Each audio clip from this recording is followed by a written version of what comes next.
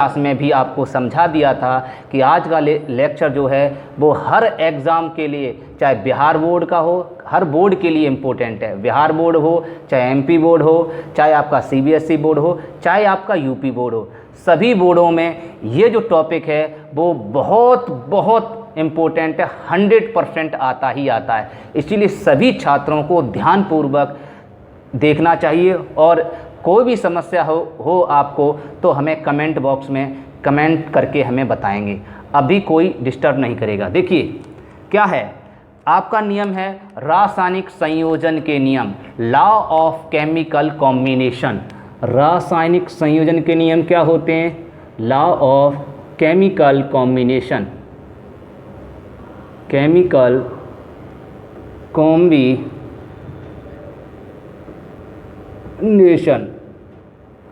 तो रासायनिक संयोजन के नियम बेटा, वैसे तो बहुत सारे नियम हैं, लेकिन वास्तव में एक्चुअल अगर देखें तो 5 नियम हैं इसके। कौन कौन से नियम हैं? आपका है द्रव्यमान संरक्षण का नियम, ठीक है बेटा, और दूसरा आपका है स्थिर अनुपात का नियम, और तीसरा आपका है गुणित अनुपात का नियम। इसीलिए सभी लोग इस वीडियो को पूरा देखें, क्योंकि आपके लिए बेहद खास होने वाला है। ये आपका है व्युत्क्रम अनुपात का नियम, क्योंकि मैं आपको बता दूं सभी छात्र इन दोनों नियमों को बड़े आसानी से रट लेते हैं, क्योंकि ये दोनों नियम इजी हैं, लेकिन इन दोनों नियमों को बच्चों को रटने में प्रॉब्लम आती है, क्योंकि इनका कंसेप्ट जब तक क्लियर नहीं होगा आपको समझ में नहीं आने वाला। तो इनका कंसेप्ट आपको एक्चुअल हम आपको सिखाने वाले हैं। आप अगर कंसेप्ट सीख लेंगे तो आपको एक भी पॉइंट रटना नहीं पड़ेगा, और इसकी थ्योरी भी आप बनाना सिखाएंगे। आप इन सभी की थ्योरी बनाना आपको सिखाएंगे, नियम कैसे बनाए जाते हैं, ठीक है, आपको रटना नहीं सिखाएंगे कुछ भी। तो 5वां नियम है आपका गैलू-शेक का नियम। ये 5 नियम हैं, इनकी आज हम आपको व्याख्या समझाएंगे, एक्सप्लेन करेंगे कि इनको हम किस तरीके से डिफ़ाइन कर सकते हैं और इसका एक्सप्लेन कर सकते हैं। इनको उदाहरण के द्वारा भी हम आपको सिखाएंगे। देखिए सबसे पहला नियम हम जानते हैं द्रव्यमान संरक्षण का नियम। तो पहला आपका है law of conservation of mass, law of conservation of mass, law of conservation of मास, मतलब द्रव्य की अविनाशता का नियम भी कहा जाता है, द्रव्यमान संरक्षण का नियम भी कहा जाता है, क्योंकि इसका नाम है कंजर्वेशन, मतलब संरक्षण।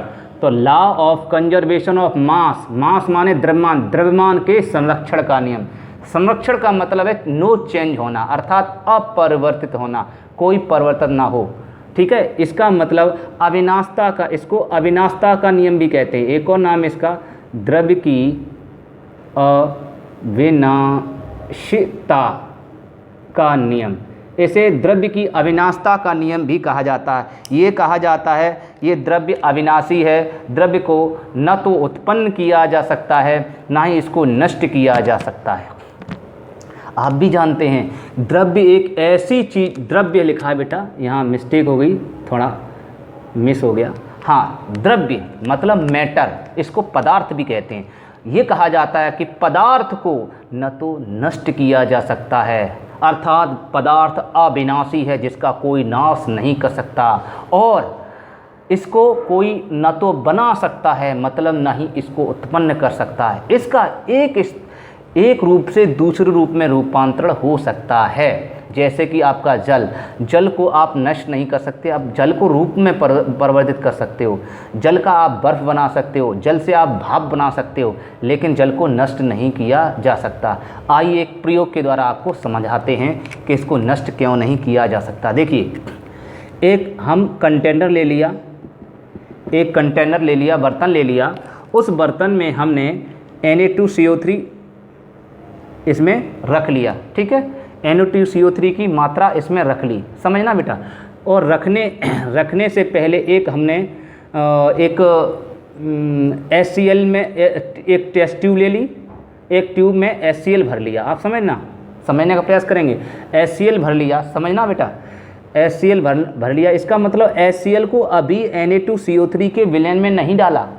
क्यों? क्योंकि अभी भरा है। जब इसको इस जो परखनली है, टेस्ट ट्यूब है, जब इस ट्यूब को हम उलट देंगे तब इसके अंदर HCl आपका आ जाएगा, लेकिन अभी नहीं आया, मतलब रिएक्शन नहीं अभी हुई है। अभी हमने रिएक्शन इस HCl की Na2CO3 से रिएक्शन नहीं कराई, तब की बात कर रहे हैं। मतलब है, कहने का अर्थ है HCl हमने ले लिया, अभी लिया ही तो है, और Na2CO3 लिया। अभी इधर क्या हुआ, क्या बना, रिएक्शन नहीं हुई, क्योंकि अभी हमने केवल लिया है।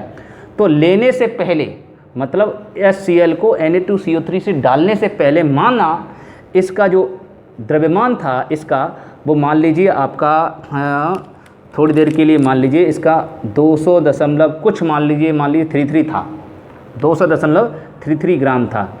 फिर क्या हुआ, फिर हमने देखा कि इसको अब की बार क्या किया, इस जो टेस्ट ट्यूब है, ये ट्यूब है, इसको मैंने क्या कर दिया, थोड़ा सा उसको उलट दिया। तो उलट दिया तो क्या होगा, और उलट दो थोड़ा सा, ऐसे गिरा दो।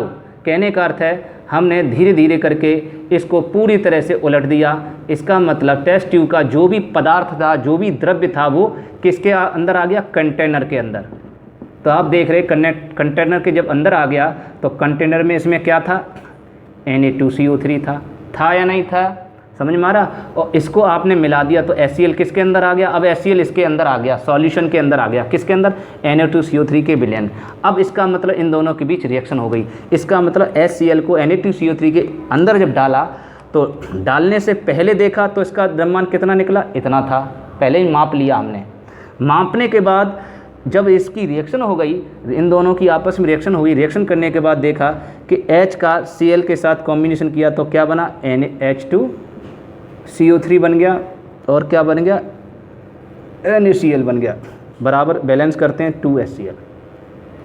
तो बना, आपने देखा, ठीक है।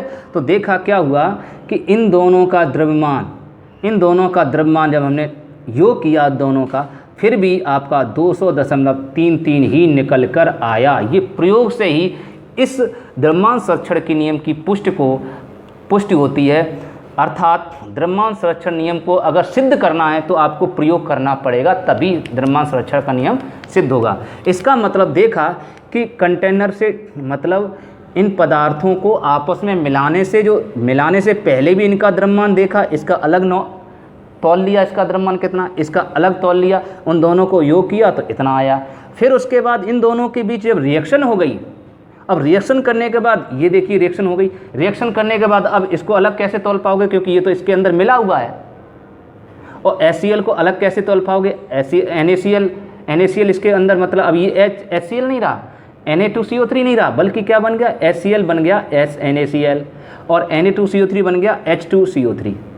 इसका मतलब ये दोनों कंपाउंड चेंज हो गए। अब दोनों कंपाउंड चेंज हो गए बेटा, तो हम NaCl को अलग कैसे माप पाओगे, H2CO3 अलग अलग करके माप लोगे, क्योंकि ये तो बिलियन में मिले हुए हैं, तो बहुत दिक्कत होगी। इसका मतलब और नई विधियाँ यूज करनी पड़ेगी, टाइम ख़राब करना पड़ेगा। इससे अच्छा है कि इन दोनों को एक्यूरेट, दोनों को इकट्ठा एक साथ किसी तराजू पर रख कर तौल लो। जब आप तौलोगे, देखोगे इनका दोनों का वेट इकट्ठा एक साथ तौलो तो उसका वेट इतना ही निकल के आएगा। इसका मतलब पहले रिएक्शन से पहले भी इसका द्रव्यमान इतना था, रिएक्शन के बाद भी इसका द्रव्यमान इतना ही आया। इसका मतलब द्रव्य अविनाशी है, द्रव्य को नष्ट नहीं किया जा सकता, ये सिद्ध होता है।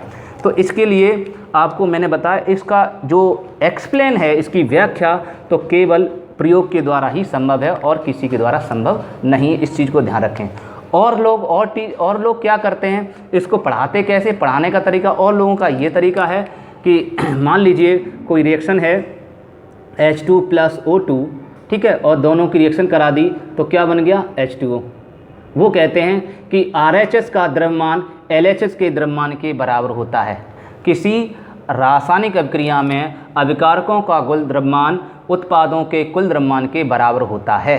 अर्थात किसी रासायनिक अभिक्रिया में पदार्थों का कुल द्रव्यमान अपरिवर्तित रहता है। ये सत्य है, हम भी कहते हैं ये सत्य है, लेकिन बेटा ये रिएक्शन कैसी होनी चाहिए, बैलेंस्ड होनी चाहिए। बैलेंस्ड अगर रिएक्शन नहीं है तो जो मैंने बोली बात या जो किसी अदर स्टूडेंट ने या किसी टीचर ने पढ़ाई बात वो गलत है। इसीलिए कहा जाता है इसको हम इस तरीके से सिद्ध नहीं कर सकते। अगर एक्चुअल देखना है तो आपको प्रयोग के द्वारा ही सिद्ध कर पाएंगे वास्तव में। ठीक है, क्यों? क्योंकि मैंने आपको बताया इन दोनों को अलग अलग तौल ही नहीं पाओगे। इसीलिए इस प्रयोग की प्रमाणित पुष्टि इस नियम के द्वारा ही की जा सकती है। लेकिन अगर ऊपर ऊपर से इसको पढ़ें, ठीक है, काम चलाऊ पढ़ें, तो कैसे पढ़ेंगे? तो ऐसे पढ़ेंगे। देखिए, ये भी एक तरीका है, ये एक्चुअल तरीका आपको बताया। और दूसरा तरीका क्या है इसको समझाने का? दूसरा तरीका ये है बेटा, दूसरा तरीका आप देखिए, मैंने बताया संतुलित समीकरण होने चाहिए। अगर आपका संतुलित समीकरण नहीं है तो LHS का द्रव्यमान RHS के द्रव्यमान के बराबर आएगा ही नहीं। इसका मतलब देखना, आप चेक कर लीजिए, ऐसे निकाला, इसका परमाणु भार ले लिया, परमाणु भार को परमाणु द्रव्यमान बोल सकते हैं, आप जानते हैं। तो इसका परमाणु भार 1, इसके कितने परमाणु 2, तो कितना आया 2। इसका परमाणु भार O का कितना होता है, आप सभी जानते हैं कितना होता है 16, और इनका मल्टीप्लाई किया कितने 2, तो कितना हो गया 32। ऐड किया कितना आया बेटा 34 आया। अब आप देख लीजिए इसमें कितना आता है, इसमें देखिए H का कितना 1, 2 का कितना है 2, और प्लस O है तो यहाँ प्लस लगाते हैं। दो अदर अगर एलिमेंट हैं और दोनों अदर एलिमेंट अलग अलग डिफरेंट एलिमेंट्स हैं तो उन दोनों के बीच में प्लस का निशान आता है, इस चीज़ को ध्यान रखेंगे। O का कितना होगा 16, तो ये क्या गया 2 + 16 कितना आया बेटा 18। देखिए आप देख पा रहे हैं, इसका मतलब इसका द्रव्यमान इसके द्रव्यमान के बराबर नहीं है। तो ये नियम इस रिएक्शन के द्वारा संतुष्ट नहीं हो सकता, लेकिन हर व्यक्ति इसी के द्वारा संतुष्ट कराता है, एक्चुअल बात नहीं बताता। एक्चुअल बात आपको बताई, आपके ऊपर है आप क्या समझना चाहते हो क्या नहीं। ठीक है, अगर उसके द्वारा हम आपको समझाएंगे तो वो भी सही है, लेकिन उसके लिए आपको बैलेंस्ड रिएक्शन होनी चाहिए, संतुलित होनी चाहिए, तभी सत्य पाया जाएगा, वरना नहीं। देखिए संतुलित कैसे करेंगे, H कितने 2, यहाँ H कितने 2, ये संतुलित करना, ये रिएक्शन कैसे होती हैं, रिएक्शन को हम कैसे अरेंज करके और ये कंपाउंड कैसे बन जाते हैं, आगे आपको जब चैप्टर रिएक्शन लेसन आपको कराएंगे तो आपको सब समझ में आ जाएगा ये रिएक्शन हम कैसे करते हैं। ठीक है, नेक्स्ट क्लास में आप जानेंगे। नेक्स्ट चैप्टर है, इसका अलग से चैप्टर बनाया गया है। उस चैप्टर में आपको रिएक्शनों को बैलेंस कैसे करते हैं, इसकी क्रिया इससे कराते हैं, ये कैसे कंपाउंड बन जाते हैं, वो सब सीख जाओगे। धैर्य रखिए, हम सिखा सब देंगे। देखिए धैर्य में शक्ति होती है। ठीक है, तो आपको हम बताना चाह रहे वो नियम देखिए, इसका मतलब 34 18 के बराबर नहीं है, लेकिन अगर हम आप बैलेंस्ड कर दें, बैलेंस करिए, यहाँ कितने H 2, यहाँ कितने H 2, यहाँ कितने O 1, यहाँ कितने 2, अभी बैलेंस नहीं है तो इसमें 2 का मल्टीप्लाई, तो 2H, तो यहाँ H के 4 परमाणु, यहाँ H के 2 परमाणु हो गए। अब 4 परमाणु हो गए और O के कितने हो गए 2 परमाणु, इसका मतलब अब बैलेंस होगी। अब आप चेक करके देखिए, अब आप चेक करेंगे तो आपका LHS का द्रव्यमान RHS के द्रव्यमान के बराबर ही आएगा। तो देखिए 2 अंदर कितना H का 1 × 2 हल किया कितना आया 4 आया, इसका किया तो 16 दूनी 32, ऐसे दोनों को योग किया कितना आया 36 आया। ओके, ऐसे ही इसमें अब इसका करो तो इसका करेंगे, 2 आपका बाहर है लिख दिया, अंदर है आपका H2O, तो क्या किया 2H का कितना हुआ 1 × 2 और O और H के बीच प्लस लगाएंगे, O का 16 हल किया तो 2 + 16, 2 + 16 कितना हुआ 18 हुआ, 18 करेंगे कितना आएगा 36। इसका मतलब आपको दिखाई दे रहा है बैलेंस्ड अगर इक्वेशन है, अगर बैलेंस रिएक्शन है तभी LHS का द्रव्यमान RHS के द्रव्यमान के बराबर आएगा, अर्थात वह अभिक्रिया द्रव्यमान संरक्षण का नियम का पालन तभी कर पाएगी जब वह बैलेंस्ड हो। ठीक है, इसका मतलब है इसको प्रयोग के, और ये इसको बैलेंस आ जाए इसके लिए ये प्रयोग करना पड़ता है, क्योंकि प्रयोग के द्वारा ही हम पता लगा सकते हैं इसमें बैलेंस होना चाहिए या नहीं होना चाहिए। ठीक है, तो बात समझ में आ गई। तो इसलिए आप इन दोनों में से एक उदाहरण लिख सकते हो, वो ही लिखें, वो थोड़ा रटने वाला है लेकिन एक्चुअल बात इसमें आती है। तो द्रव्यमान संरक्षण का नियम, अब डेफिनेशन सुनिए, इसका नियम सुनिए, और नियम में आप कभी फेरबदल नहीं करेंगे, इसको सीखने का प्रयास करेंगे। नियम क्या है सुनिए, इस नियम के अनुसार अनुसार लगाते हैं, डैश इनवर्ट कॉमा स्टार्ट करके लिखते हैं। द्रव्य को न तो नष्ट किया जा सकता है अर्थात अविनाशी है, और न तो उत्पन्न किया जा सकता है, अर्थात प्रत्येक रासायनिक, कौन सी, संतुलित रासायनिक अभिक्रिया, अर्थात प्रत्येक संतुलित रासायनिक अभिक्रिया में पदार्थ का कुल द्रव्यमान अपरिवर्तित रहता है। ये आपका थ्योरी है। थ्योरी समझ में आ गई बेटा? थ्योरी क्या है, मैं लिख भी दे रहा हूँ। इसकी थ्योरी है कि द्रव्य को न तो नष्ट किया जा सकता है। हम हो सकता है आपकी हमारी जो राइटिंग है आपको समझ में नहीं आ रही हो, लेकिन हमारा जो हम बोल रहे हैं वो तो समझ में आ रहा होगा, तो इसे लिखते जाइए। द्रव्य को न तो नष्ट किया जा सकता है और न तो उत्पन्न किया जा सकता है, ठीक है।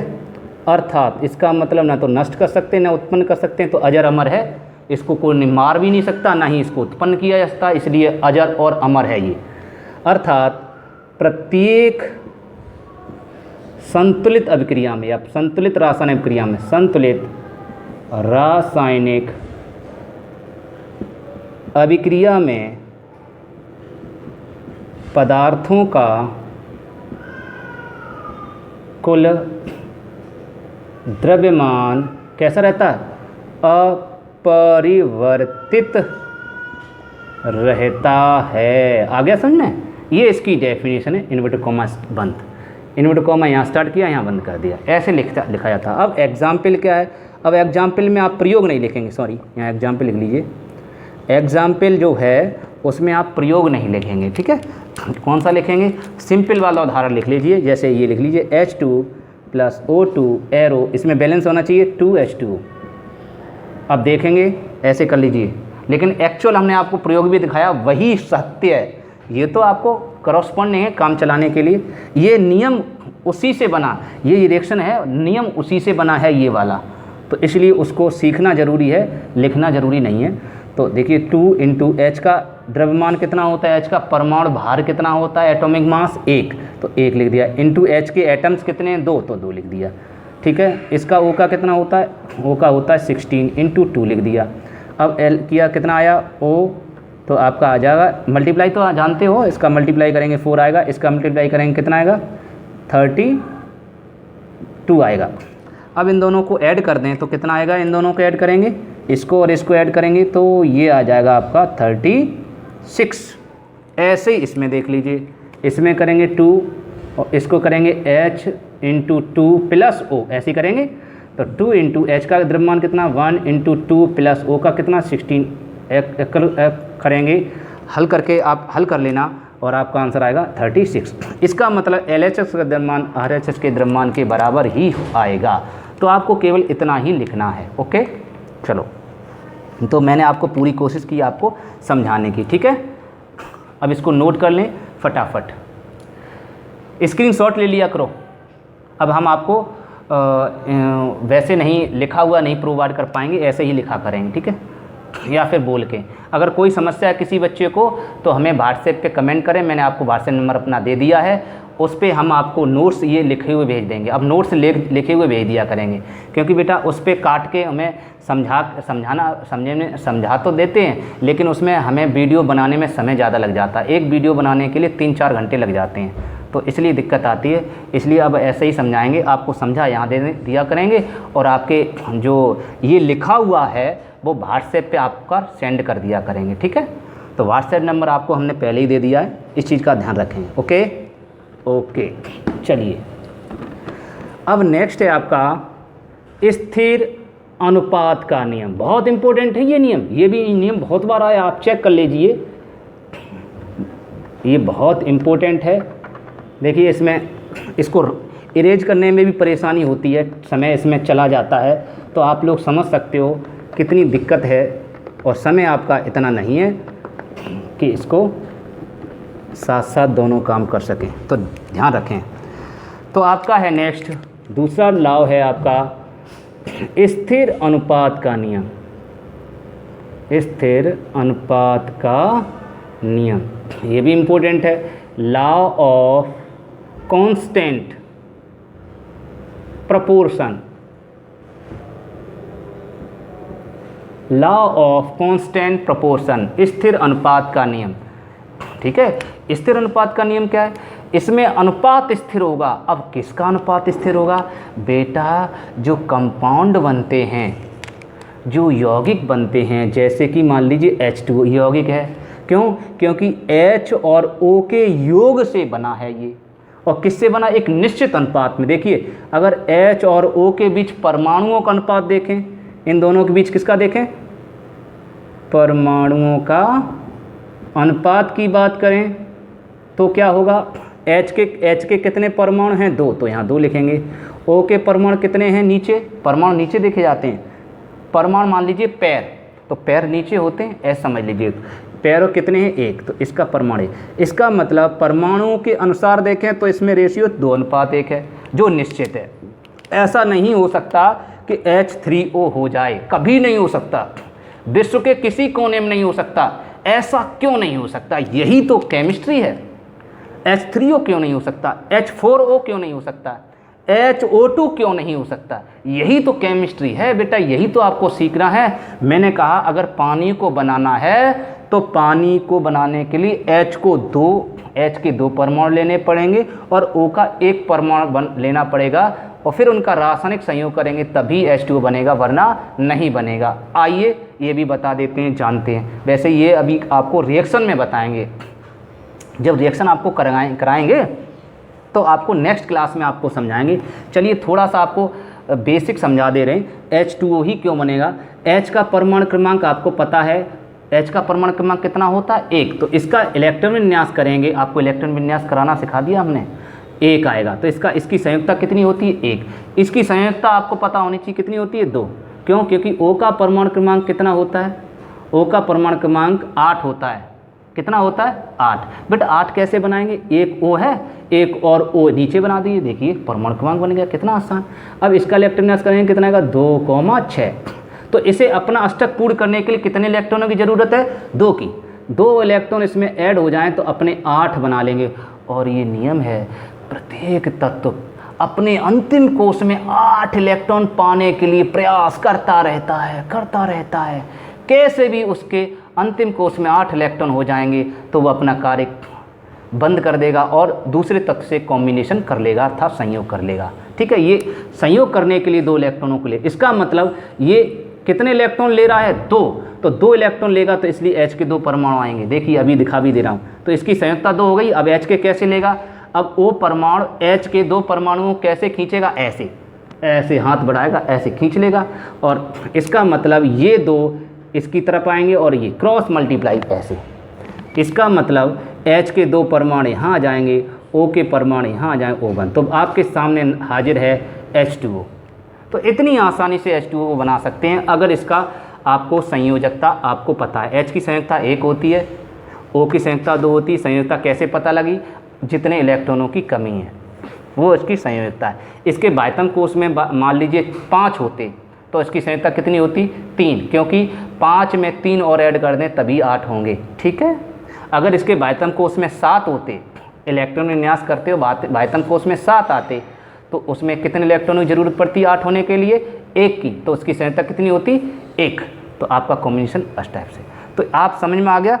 इसका मतलब H2O का आप अमेरिका से अगर पानी लाओ तो भी H2O होगा, जर्मनी से लेके आओ तब भी यही रेशियो होगा, हिंदुस्तान से लेके जाओ तब भी यही रेशियो होगा। इसका मतलब इसका अनुपात कभी चेंज नहीं होगा। और देखिए भार के अनुपात में देखें, भारानुसार देखते हैं, तो भारानुसार अनुपात देखते हैं तो क्या आएगा? तो देखिए इसका भार कितना? परमाणु भार 1 का मल्टीप्लाई किया हुआ 2, तो 2 इसका 2H का 1H का भार होता है 1, तो 2H का भार कितना हो गया? 2। O का कितना होता है? 16, और 1 ही है तो 1 O का 1 ही 16 ही होगा। इसमें देखिए रेशियो कितना हुआ? रेशियो तो अनुपात होता है, आप सभी जानते हैं। इसका मतलब होता है 2/16, सभी जानते हैं। ये पहले आता है, ये नीचे जाता है, 2/16। इसका रेशियो देखें तो ये कट जाएगा, 2 × 1 = 2, 2 × 8 = 16। इसका मतलब H2O के बीच अगर भारों का अनुपात देखें, मतलब अगर इन्हें मात्रा के अकॉर्डिंग अगर आपस में मिलाएं तो किस अनुपात में मिलाएं कि पानी बन जाए। इसका मतलब H को आपको 1 ग्राम लेना पड़ेगा तो O को आपको 8 ग्राम लेना पड़ेगा, तभी H2O बनेगा। समझ में आया। ऐसे ही अगर ग्राम की जगह 1 किलो ले लो, अगर H को 1 किलोग्राम लेते हो तो O को 8 किलोग्राम लेना पड़ेगा, मतलब मात्रक समान होने चाहिए। ये किलोग्राम तो ये किलोग्राम, ये मिलीलीटर तो ये मिलीलीटर, ये लीटर तो ये लीटर, ये ग्राम तो ये ग्राम, बस ये रेशियो होता है। इसका मतलब आप यही रेशियो पाएंगे, चाहे हिंदुस्तान का पानी हो, चाहे अमेरिका का पानी हो, चाहे जापान, चाहे जर्मनी, किसी का पानी हो, यही रेशियो मिलेगा। इसका मतलब स्थिर हो गया, चेंज नहीं हुआ। तो डेफिनेशन क्या बनी, सुनिए। ये क्या है, एक यौगिक है, कंपाउंड। तो इसकी डेफिनेशन क्या होगी कि किसी यौगिक में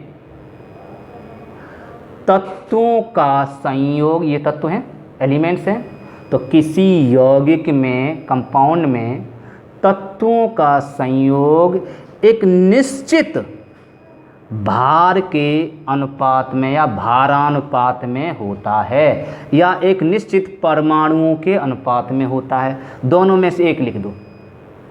आपकी डेफिनेशन किताब में ये वाली लिखी हुई, ये वाली नहीं लिखी, मैंने आपको दोनों बता दी। ओके, तो इसकी डेफिनेशन क्या हुई, इसको लिख लीजिए, नोट करेंगे, लिखते जाइए।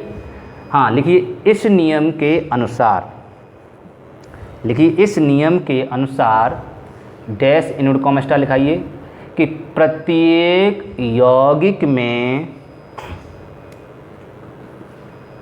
प्रत्येक यौगिक में तत्वों का संयोग एक निश्चित भारानुपात, ये लिखा भारानुपात, भारानुपात मतलब निश्चित द्रव्यमान, भारानुपात माने डेफिनिट मास, उसको डेफिनिट मास या डेफिनिट वेट बोल सकते हैं। निश्चित भारानुपात, डेफिनिट वेट रेशियो, निश्चित भारानुपात मतलब निश्चित डेफिनिट वेट रेशियो, अनुपात माने रेशियो होता है, तो निश्चित भारानुपात में होता है। ठीक, विराम, इनको कॉमा बंद कर दीजिए। इस नियम को किसने दिया था, J.L. प्राउस्ट ने। ये भी लिखना चाहो लिख लीजिए, प्राउस्ट वैज्ञानिक हैं, उन्होंने इस नियम को प्रतिपादित किया था। ओके, तो इसका एग्जाम्पल क्या है, ये एग्जाम्पल लिख लो, लिख लो। जैसे H2O यौगिक में, लिखिए, मैं बोल रहा हूँ वैसे लिखिए, इसे छोड़ दीजिए, लिखो। जैसे H2O यौगिक में H और O तत्वों में, H और O तत्वों में भार का अनुपात, भार का अनुपात 1:8 है, जो निश्चित है, चेंज ना होने वाला। ठीक, जो निश्चित है, बस। तो ये आपका हो गया। एकदम पूरी बात समझ में आ रही पूरी। अगर वीडियो आपको अच्छा लगे, बहुत अच्छा लगे, तो प्लीज़ लाइक ज़रूर करें और कमेंट भी करके हमें बताएं कि सर हमें आपके हर एक वीडियो आपको समझ में आ रहे हैं, तो सर आप पढ़ाई को जारी रखें। तो आपको ऐसा लगता है कि हम आपको, हमारी सभी बातें आपको अच्छी लग रही हैं, समझा रहे हैं, तो हम आपको वीडियो लगातार देते रहेंगे। आपका कोर्स बरकरार रहेगा, परेशान होने की ज़रूरत नहीं है। आपका एट लास्ट है गुणित अनुपात का नियम। यही नियम है जो बच्चों को थोड़ा सा मिस कर देता है, बच्चे परेशान हो जाते हैं इस नियम के अकॉर्डिंग। ये इंग्लिश में कहते हैं लॉ ऑफ मल्टीपल प्रोपोर्शन।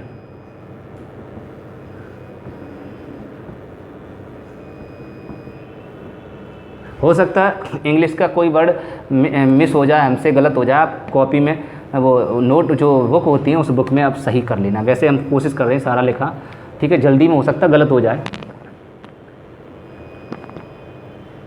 ठीक है, तो लॉ ऑफ मल्टीपल प्रोपोर्शन क्या होता है, सुनिए। आप जानते हैं बेटा, मल्टीपल माने होता है गुणा, और गुणा करने के लिए कम से कम 2 संख्याएं होनी चाहिए। क्यों बेटा, कम से कम 2। आप अकेली लिख दी, आप गुणा कर लोगे किसी, इस 2 का गुणा किस में करें, पता ही नहीं किस में करें। इसके लिए आपको दूसरी संख्या यहाँ होनी चाहिए। ठीक है, 3 हो, 10 हो, 20 हो, 50 हो, 1000 हो, 100,000 हो, मतलब दूसरी संख्या होनी चाहिए, तभी मल्टीप्लाई कर पाओगे। इसका मतलब ये गुणित अनुपात का नियम किससे स्पष्ट होता है, 2। तो कम से कम यहाँ 2 तत्व होने चाहिए, संख्याएं नहीं होनी चाहिए, यहाँ तत्व होने चाहिए। कितने? कम से कम 2। समझ में आ गया?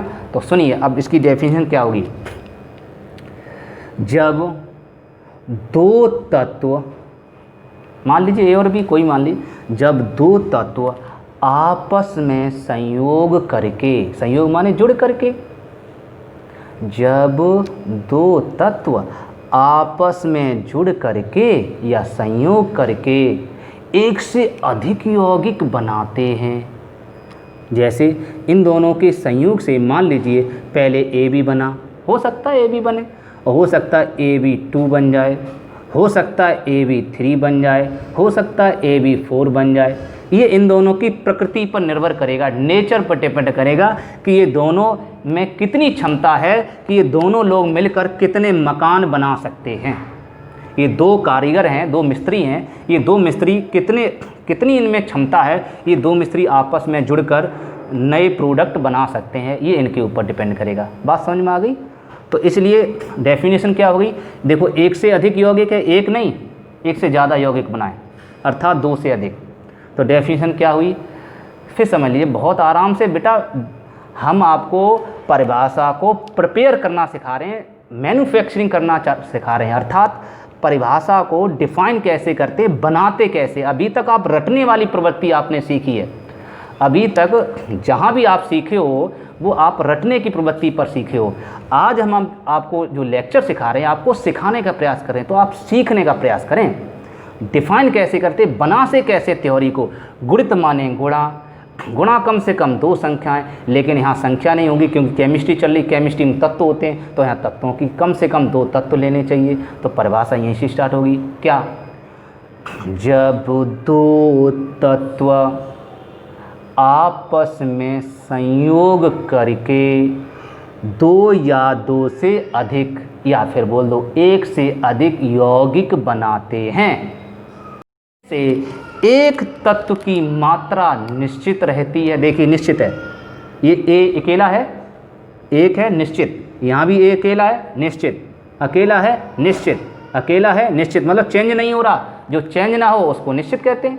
तो जिसमें एक तत्व की मात्रा निश्चित रहती है और दूसरे तत्व की मात्रा बदलती रहती है, अर्थात भिन्न भिन्न होती है। देखिए इसमें देखिए ए B1 था, इसमें B2 हो गया, ज़्यादा हो गया, इसमें B3 ज़्यादा हो गया, इसमें B4 ज़्यादा हो गया, मतलब बदल गया, लेकिन एक सरल अनुपात में होती है। देखिए सरल अनुपात 1, फिर 2, फिर 3, फिर 4। तो सरल अनुपात कैसा होता है, ये सरल अनुपात परमाणुओं के रूप में भी हो सकता है, ये सरल अनुपात भार के रूप में भी होता है, सरल भारानुपात या सरल गुणित अनुपात भी बोल सकते हैं। ये सरल गुणित अनुपात में भी बोल सकते हैं। ये 1 का पारा लिखा हुआ है, 1 का पारा लिखा हुआ, 1 1 जा 1, 1 2 जा 2, 1 3 जा 3, 1 4 जा 4। इसका मतलब गुणानुपात भी बोल सकते हैं, सरल अनुपात बोल सकते हैं। तो डेफिनेशन एकदम क्लियर। अब इसको एग्जाम्पल के द्वारा समझ लेते हैं। ओके, देखिए बहुत मज़ा आने वाला है आपको, केमिस्ट्री मज़ा आएगा आपको सीखने में।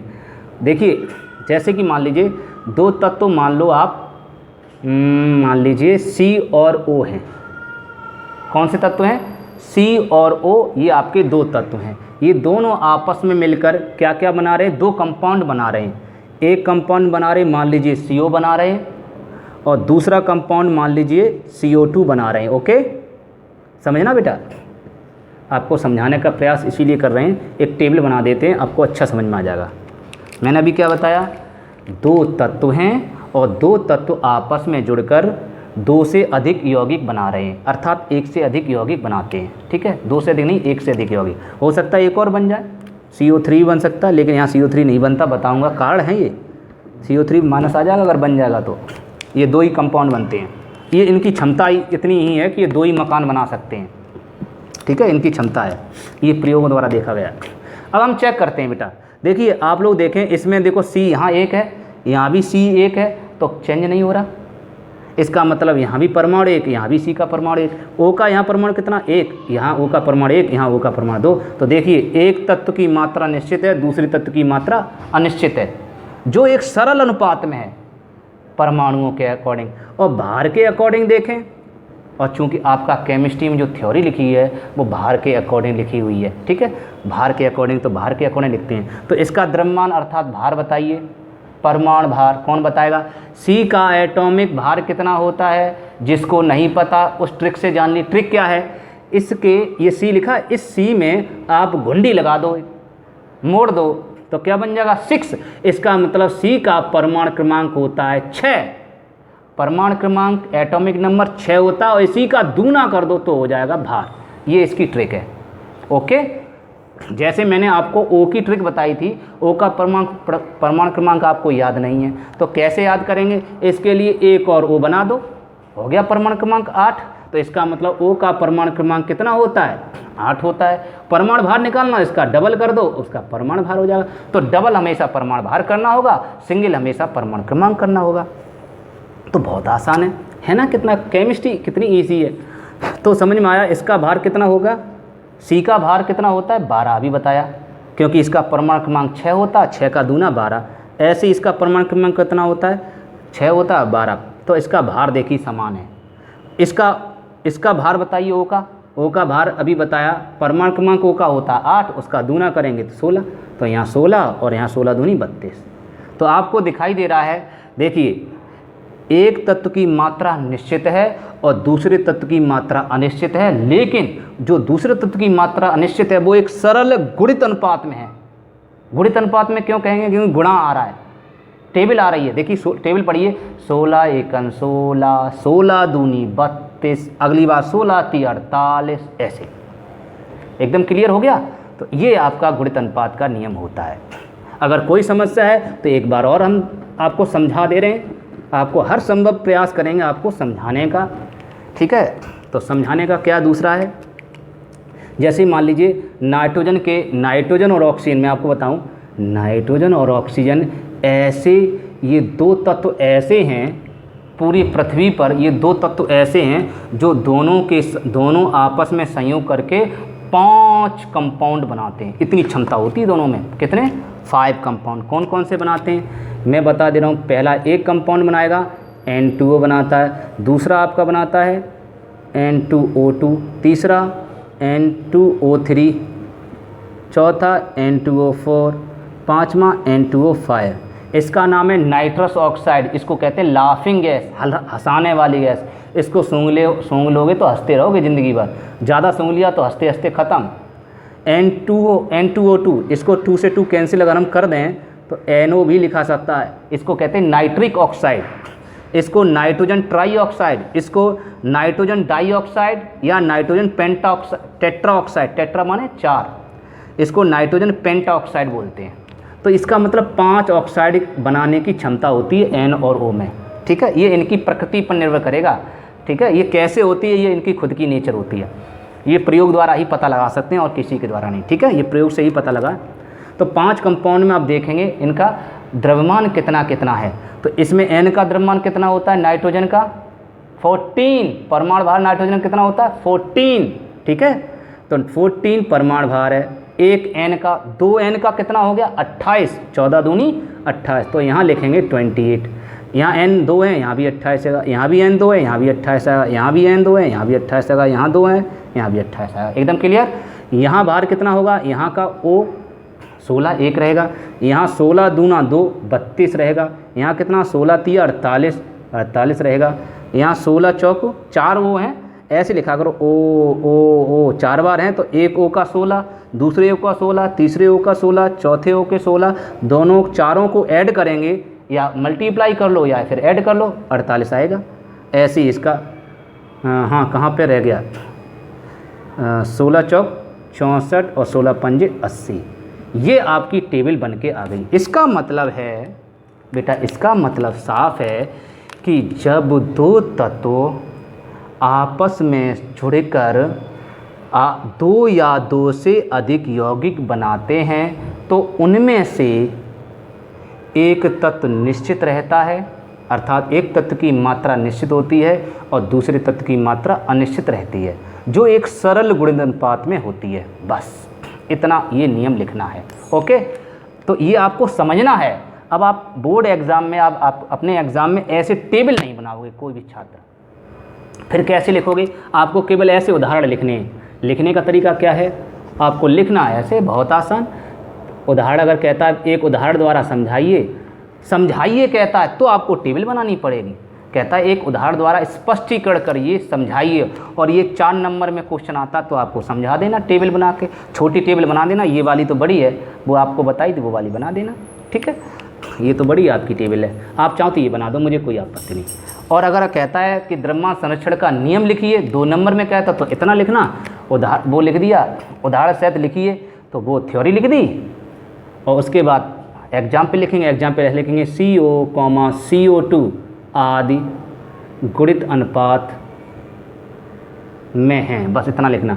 दूसरा उदाहरण लिखना हो बाई चांस तो N2O, ये वाला N2O3, N2O2, N2O3, N2O4, N2O5 आदि गुणित अनुपात में हैं, ऐसे लिखोगे।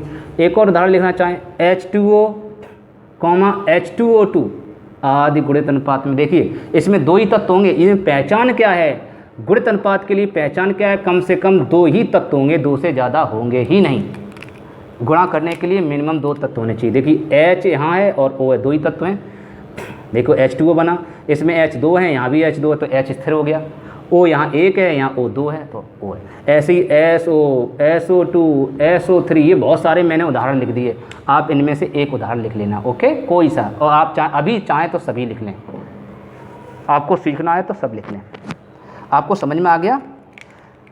अब आपका लास्ट है, आपका यही आपका टफ है, इसको समझने का प्रयास करेंगे, लास्ट है। आई होप आपको पूरी तरह से गुणित अनुपात का नियम समझ में आ गया होगा। अब नेक्स्ट है जो आपका इससे भी ज़्यादा टफ है, ये टफ था, इससे और टफ है, लेकिन मैंने आपको सरल वे में समझाने का प्रयास किया है। फिर भी यदि कोई भी छात्र की कोई भी प्रॉब्लम रहती है तो आपको दिए गए व्हाट्सएप नंबर पे, इससे व्हाट्सएप नंबर इसमें नहीं मिले तो इससे पिछले वीडियो आप देख लेना, किसी न किसी में व्हाट्सएप नंबर दिया गया हमारा, उसमें हमें आप व्हाट्सएप पे कमेंट कर सकते हो, ठीक है। और नहीं तो इसी में आपका कमेंट सेक्शन होता है, उस कमेंट सेक्शन में जाकर आप कमेंट कर सकते हो, सर ये आप दोबारा से समझा दीजिए। तो आपका है तुल्य अनुपात का नियम, इसको क्या बोलते हैं, व्युत्क्रम अनुपात का नियम, व्युत्क्रम अनुपात का नियम। सबसे ज़्यादा टेंशन इसी नियम में आती है अधिकांश छात्रों को, ठीक है। तो इसीलिए इस नियम को बहुत अच्छे से समझेंगे। इसको इंग्लिश में कहते हैं लॉ ऑफ रेसिप्रोकल प्रोपोर्शन। तो लॉ ऑफ रेसिप्रोकल प्रोपोर्शन क्या होता है, लॉ ऑफ रेसिप्रोकल प्रोपोर्शन क्या होता है, इसमें कम से कम 3 तत्व होंगे, बस हो गया।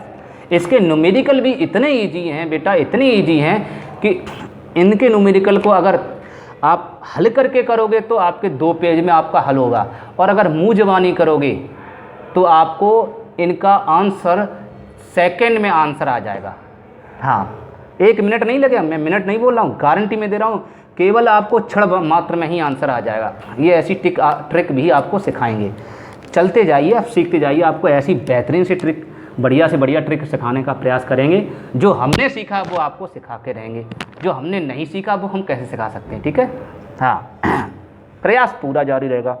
इस चैनल पर आपको NCERT का पूरा सिलेबस कराया जा रहा है। तो जो छात्र नीट की प्रिपरेशन करना चाहते हैं, IIT की प्रिपरेशन करना चाहते हैं, उनके लिए ये वीडियो बहुत ही हेल्पफुल रहेंगे, क्योंकि मैं सारा जो थ्योरी करा रहा हूँ वो सार के अकॉर्डिंग करा रहा हूँ, डीपली करा रहा हूँ, सिखाने का प्रयास कर रहा हूँ, ऊपर से नहीं पढ़ा रहा, समझ रहे हो। इसलिए आपको बहुत हेल्प मिलेगी, क्योंकि IIT में 60% और नीट में भी 60% कोर्स इसी NCERT बुक से आता है। तो NCERT बुक ही आपको कराई जा रही है, ओके।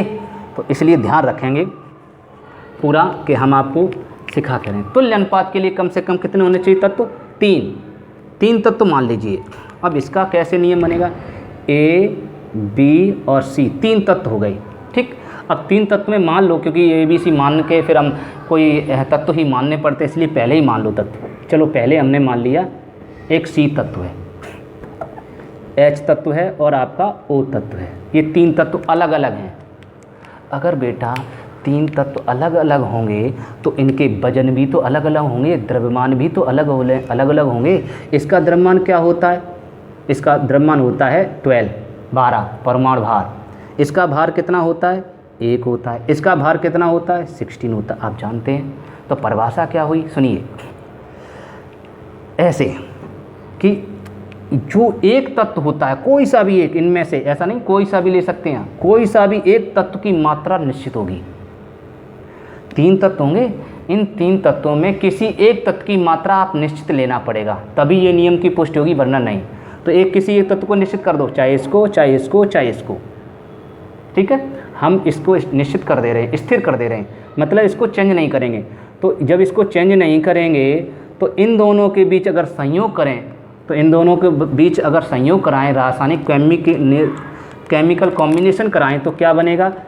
H का 12 और वो C का 12 और H का O, H का 1, दोनों के मिलकर क्या बनाएगा? CH4।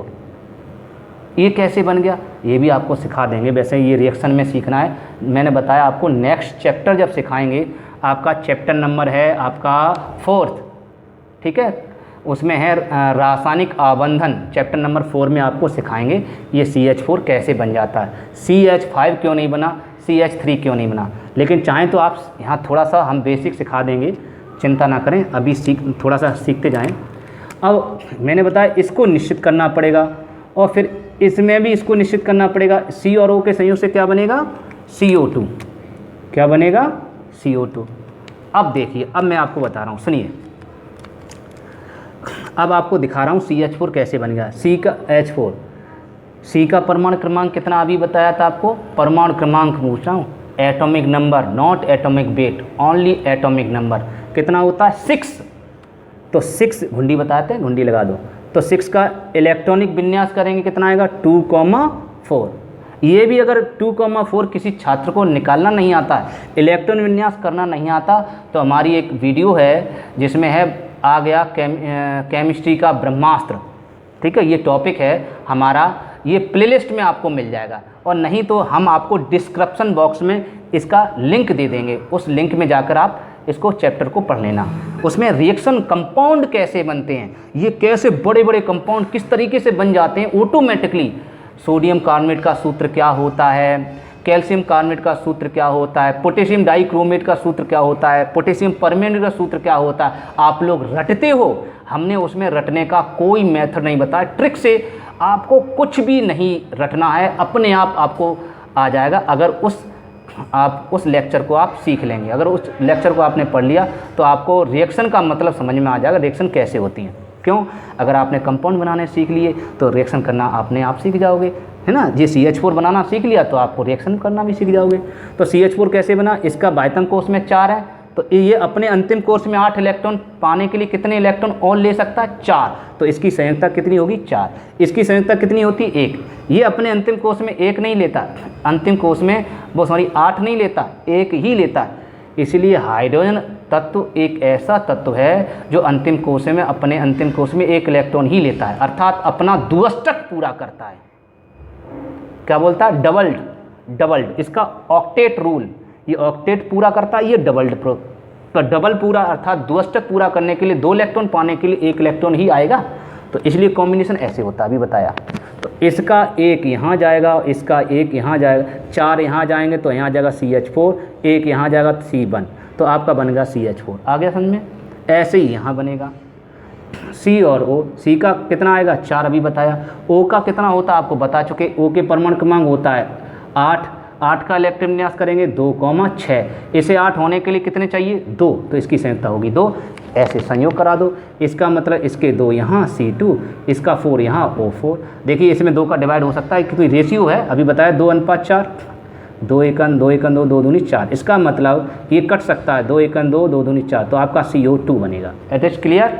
मैंने आपको सब संभव प्रयास किया है हर पॉइंट को एकदम क्लियर समझाने का, और फिर भी हम अभी जल्दी जल्दी समझा रहे हैं। उसमें हमने बहुत सूक्ष्मता से, बहुत ही बारीकी तरीके से उस लेक्चर में समझाया जो आपको डिस्क्रिप्शन बॉक्स में आपको दे दिया। हमारा डिस्क्रिप्शन बॉक्स देख लेना, नीचे होता है जहां आपका वीडियो चल रहा है, उसी के नीचे आप देखना फ़ोटो के जब यहाँ पर एक ऐसा एक चिन्ह होता है इस टाइप से, इस चिन्ह को आप क्लिक कर देंगे, लास्ट में किनारे पे होगा, इस साइड में क्लिक कर देंगे तो नीचे आ जाएगा डिस्क्रिप्शन बॉक्स, वहाँ लिखा हुआ मिल जाएगा, उसमें लिंक होगा, उसको पढ़ना, पूरी थ्योरी लिखी हुई बड़ी सी थ्योरी उसमें। यहाँ तक क्लियर? तो अब परिभाषा आप सुनिए क्या, जब दो तत्वों के, डेफिनेशन ऐसे लिखेंगे, जब दो तत्वों के अलग अलग द्रव्यमान, अलग अलग हैं, देखिए ये 1 है, ये 2 है, ये 16 है, अलग अलग है। जब दो तत्वों के अलग अलग द्रव्यमान किसी तीसरे तत्व के निश्चित द्रव्यमान से संयोग करते हैं, निश्चित द्रव्यमान से जिस अनुपात में संयोग करते हैं, देखिए अनुपात देखते हैं, जिस अनुपात में संयोग करते हैं, चेक करते हैं, अनुपात वही है। सी का परमाणु देखिए, सी का भार कितना 12, एच का कितना होता है 1 का गुणा मल्टीप्लाई किया कितना 4, तो 12:4 आया। यहाँ देखना सी का कितना है 12, ओ का कितना है 16 दूनी 32। अब आप देख रहे हैं, देखो 12 यहाँ भी 12 यहाँ भी, तो सी निश्चित हो गया, सी स्थिर हो गया, तो इसका मतलब सी का मान चेंज नहीं हो रहा है, तो सी द्रव्यमान निश्चित है। लेकिन H और O आपस में संयोग करा दें, H4 और O2 को आपस में हम संयोग कराएं तो वही अनुपात होगा जो इन दोनों में अनुपात है। चेक करते हैं, निकालो, H के कितना हो गया 1 × 4 हो गया, 16 × 2 32, हल करेंगे 4 × 1 4 और 4 × 8 32। यहाँ आ रहा है रेशियो 1:8। इन दोनों के बीच हमने रेशियो निकाला 1:8 आया। क्या इन दोनों के बीच 1:8 आएगा? चेक करते हैं, इन दोनों को मिला दो आपस में, इन दोनों को आपस में मिलाते हैं तो क्या बनेगा, H और O से H2 बनेगा, आप जानते हैं, और हम चेक भी कर लेते हैं। चलिए H का कितना होता है 1 × कितना होगा 2, तो यहाँ आ जाएगा आपका 2। रेशियो O का कितना होता है 16। अब इसमें देखो डिवाइड चला जाएगा तो 2 × 1 2, 2 × 8 16। हाँ यस, वाह क्या बात है, बात है कि इन दोनों में आपस में अगर संयोग किया जाए तो वही रेशियो यहाँ आ रहा है और वही रेशियो वहाँ आ रहा है, इसका मतलब रेशियो में परिवर्तन नहीं होता। इससे ये स्पष्ट है कि H और O अपने तीसरे दोस्त से जिस अनुपात में जुड़ रहे हैं, तो यदि उन दोनों को आपस में कभी जुड़ना पड़े, दोस्ती करनी पड़े, तो वो उसी अनुपात में दोस्ती करेंगे जिस अनुपात में वे C के साथ कर रहे हैं। ये स्पष्ट है, आ गया समझ में? हाँ, तो अब इसकी परिभाषा कैसे होगी, यही नियम थोड़ा सा समझने वाला है, इसलिए कोई समस्या हो तो हमें कमेंट करके बताएंगे, मैं पूरा प्रयास कर रहा हूँ। तो सुनिए डेफिनेशन, जब दो तत्व आपस में अलग अलग द्रव्यमान, जब दो तत्वों के अलग अलग द्रव्यमान तीसरे तत्व के निश्चित द्रव्यमान से जिस अनुपात में जुड़ते हैं, क्या बोला एक बार से समझिए, दो तत्वों के अलग अलग द्रव्यमान, ठीक है, तीसरे तत्व के निश्चित मतलब 12 निश्चित द्रव्यमान से जिस अनुपात में जुड़ते हैं या संयोग करते हैं, तो वे परस्पर आपस में, तो परस्पर उसी अनुपात में संयोग करेंगे। बस इतना लिखना है, उसी अनुपात में संयोग करेंगे, हो गया एकदम क्लियर। लेकिन होगा कैसा, सरल अनुपात होगा। ये भी एक अनुपात कैसा होगा, सरल, देखिए सरल अनुपात है, ओके, जो एक सरल अनुपात में होगी, लिख लेना। तो आपको नियम समझ में आ गया। ये नियम कठिन था इसलिए मैं इसको दोबारा से बार बार डिफाइन कर रहा हूँ, तो ये आप चित्र के रूप में आप समझ लेना।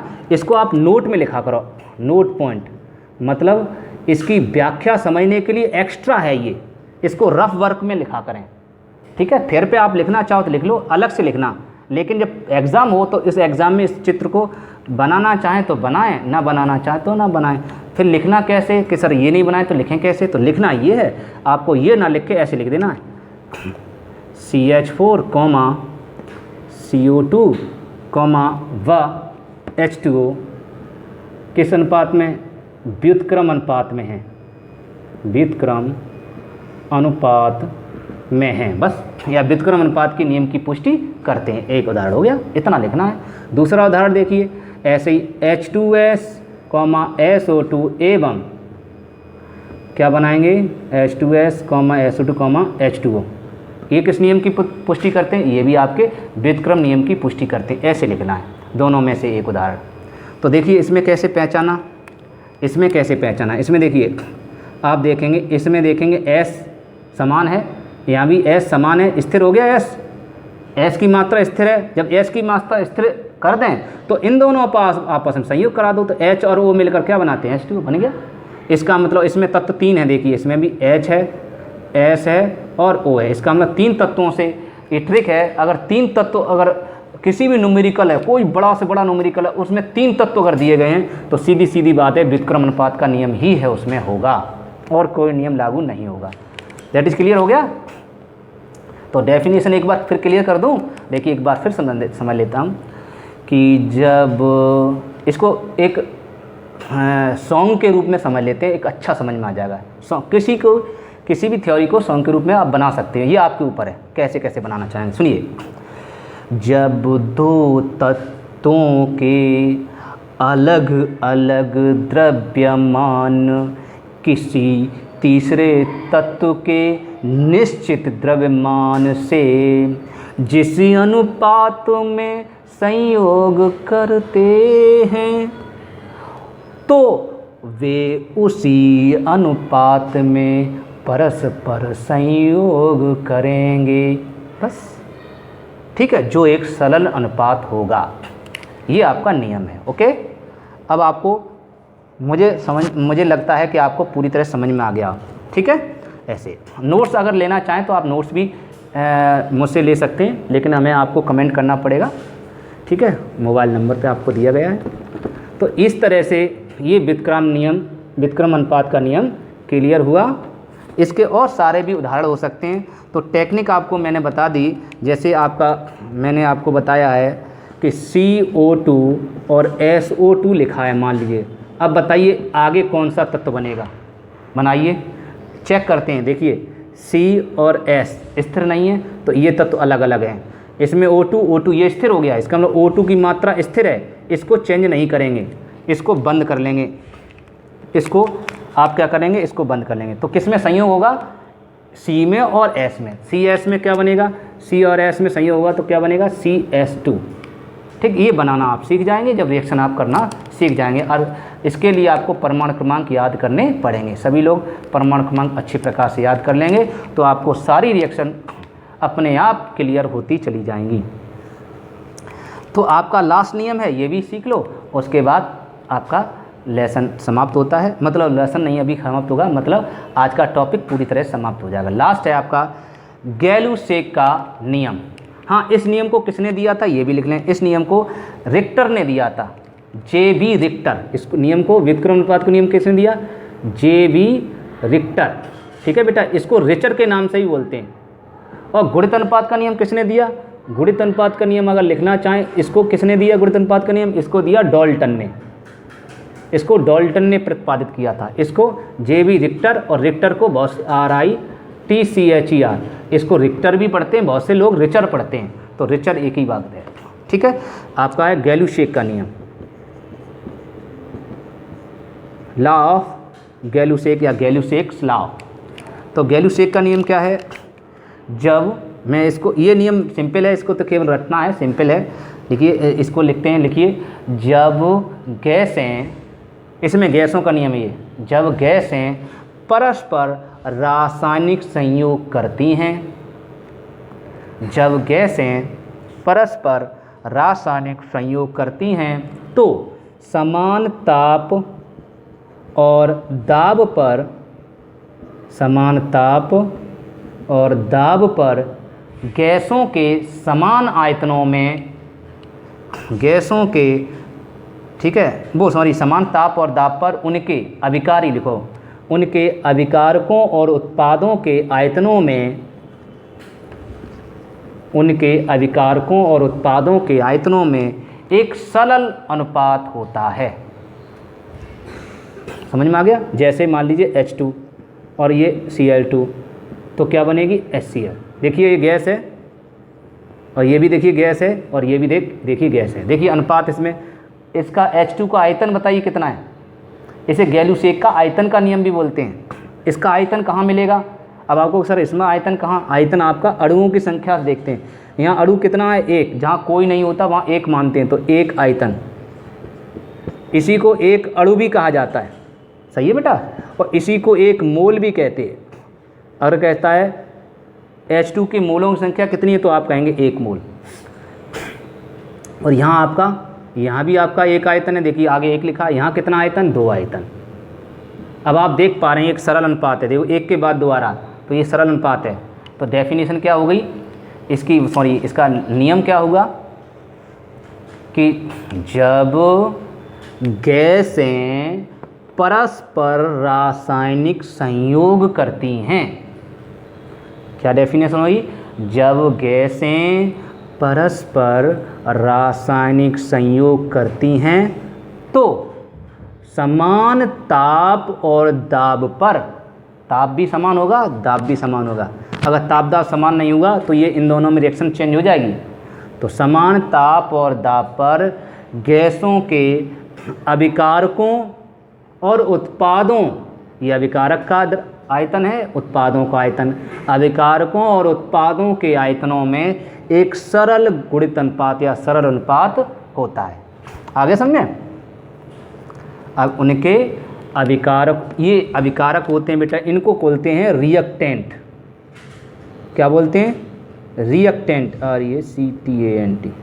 रिएक्टेंट मीन्स अभिकारक, मतलब जो तीर होता है, इस तीर इक्वल का निशान बोलते हैं, इस इक्वल के निशान के पीछे वाले तीर से पूंछ वाले, पीछे पूंछ, उनको अभिकारक कहते हैं। और उधर वाले उत्पाद जो उत्पन्न होते हैं उन्हें उत्पाद कहते हैं। इनको इंग्लिश में कहते हैं प्रोडक्ट, उत्पाद कहा जाता है। That is clear. किसी प्रॉब्लम। तो मैंने बोला अभिकारकों के आयतन उत्पादों के आयतनों में एक सरल अनुपात होता है। ठीक, ये आपका नियम है। और ये आपकी, ये एग्जाम्पल लिख लो, आपका काम हो जाएगा। ठीक है। तो आज की क्लास में आपने देखा ये रासायनिक संयोजन के नियम होते हैं। इन पांचों नियम में से कभी कभी एग्ज़ाम में दो नियम भी आ जाते हैं, वरना एक नियम तो आना ही आना है। चाहे कोई सा भी नियम आए, सारे नियम मोस्ट इम्पोर्टेंट हैं। तो सभी लोग इसको याद कर लें फटाफट। ओके। फिर कुछ अगर ऑनलाइन क्लास स्टार्ट हो जाएगी, इसी पर लाइव क्लास स्टार्ट हो जाएगी, जब 1000 सब्सक्राइबर हो जाएंगे तो हम आपसे टेस्ट भी लिया करेंगे। ठीक है। तो आप लोगों की अच्छी प्रिपरेशन हो जाएगी, अच्छी तैयारी हो जाएगी। ठीक है। अगर वीडियो अच्छा लगा हो तो प्लीज़ लाइक करना ना भूलें और साथ में कमेंट करना ना भूलें। और साथ में आपको याद रखना है सभी स्टूडेंटों को कि शेयर भी करें, क्योंकि अगर आप वीडियो को शेयर करेंगे तो अपने आपके दोस्त भी इस वीडियो को देखेंगे। अगर उनको अच्छा लगेगा तो हमारा चैनल सब्सक्राइब करेंगे। जब हमारा चैनल वो सब्सक्राइब करेंगे तो हमारे व्यूज़ वो क्या नाम सब्सक्राइबर बढ़ जाएंगे और 1000 जल्दी हो जाएंगे। जब 1000 जल्दी हो जाएंगे तो आप समझ सकते हैं हम आपसे फेस टू फेस कॉन्टैक्ट करना स्टार्ट कर देंगे। आपको लाइव क्लास प्रारंभ कर देंगे। आप हमसे क्वेश्चन फिर पूछ सकते हो। अभी आप क्वेश्चन